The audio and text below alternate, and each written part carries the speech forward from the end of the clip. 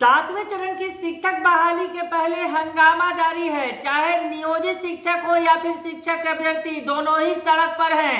दरअसल शिक्षक अभ्यर्थियों का कहना है, सीटेट, एस्टेट और बीटेट के जो अभ्यर्थी हैं उनका कहना है कि वो परीक्षा क्यों दे। सीटेट, बीटेट और एस्टेट उन्होंने पास किया है तो वो परीक्षा का विरोध कर रहे हैं। तो दूसरी तरफ नियोजित शिक्षकों के लिए भी सरकार ने कह दिया है कि उन्हें राज्यकर्मी का दर्जा पाना है, समान काम समान वेतन पाना है तो परीक्षा देनी होगी, जिसका विरोध नियोजित शिक्षक पुरजोर तरीके से कर रहे हैं।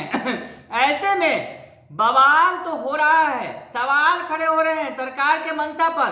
और इस बीच सरकार ने, नीतीश सरकार ने, खुद सीएम नीतीश कुमार ने और बिहार के शिक्षा मंत्री प्रोफेसर चंद्रशेखर ने साफ कर दिया है कि अभ्यर्थियों को शिक्षक बनना है तो परीक्षा देनी होगी।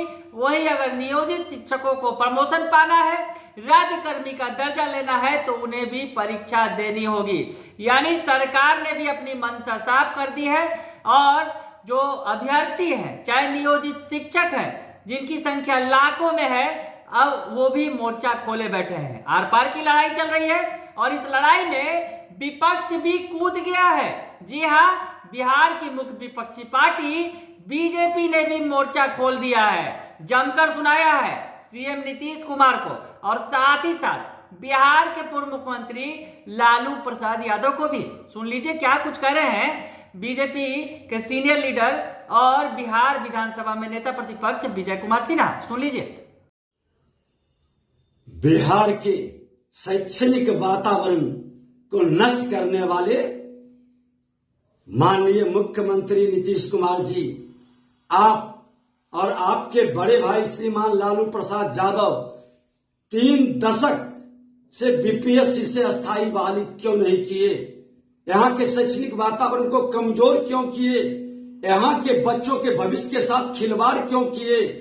शिक्षा विभाग आप राजद और जदयू के पास आज 33 वर्ष से था और अब 3 दशक के बाद आप शिक्षा में सुधार के लिए चले हैं।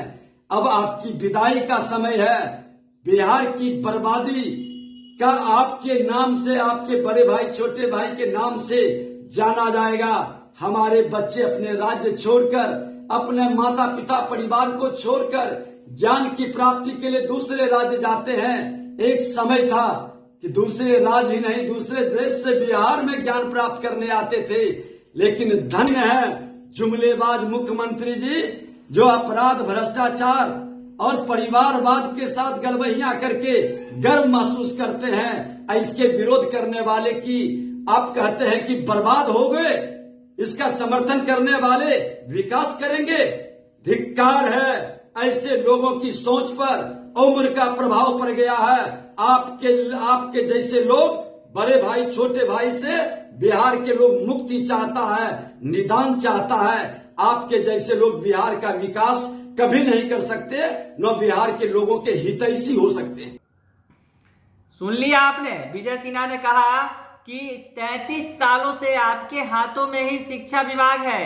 दरअसल पहले जेडीयू के पास रहा शिक्षा विभाग, चाहे एनडीए की सरकार हो उस वक्त भी शिक्षा विभाग जेडीयू के पास रहा और अब आरजेडी के पास है। वैसे में बीजेपी ने रगड़ दिया है सरकार को और कह दिया है कि 33 सालों में आपने क्या किया, शिक्षा व्यवस्था को हाशिए पर पहुंचा दिया और अब सुधार करने चले हैं। जब आपका आखिरी वक्त आ गया है, अब आपकी सरकार जाने वाली है, तो बीजेपी ने साफ कह दिया है कि अब आपसे कुछ होने जाने वाला नहीं है। शिक्षा व्यवस्था में जो सुधार की मंशा पाल कर बैठे हैं, 33 सालों में आपने उसे बिगाड़ कर रख दिया है।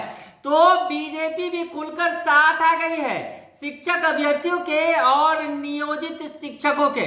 साफ कर दिया है बीजेपी ने कि जो सरकार जो पहल कर रही है, सरकार जो मंशा पाले बैठी है, वो बिल्कुल बेजा है, उससे कोई फर्क नहीं पड़ने वाला है और सरकार जो कदम उठाई है वो बिल्कुल गलत है। बने रहिए कशिश न्यूज के साथ, तमाम खबरों से आपको अपडेट रखेंगे। फिलहाल के लिए इतना ही, धन्यवाद।